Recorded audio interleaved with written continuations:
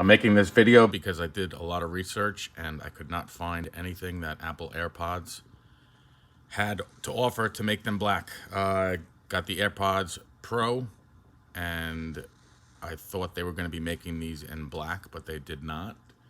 And I hate the white finish on all the AirPods. I've had AirPods for a few years now. Just got the new AirPods Pro, you can see here, and they are black. Now, I've gotten some skins from different people, 30 bucks a piece, and I did not like them. When I put them back in the case, it did not sit well. I had to push it in further for it to charge well. But on Amazon, you see this paint marker. It's oil-based, as you can see. I believe it was like 10 bucks for like 5 of the markers. You could see I coated the AirPods and they look fantastic.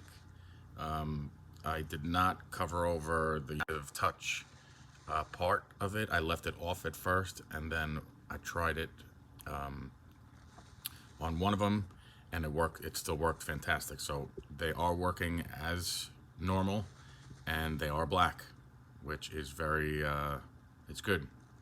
There are very limited options to do something like this, and this is cheap and a good way to do it. So enjoy.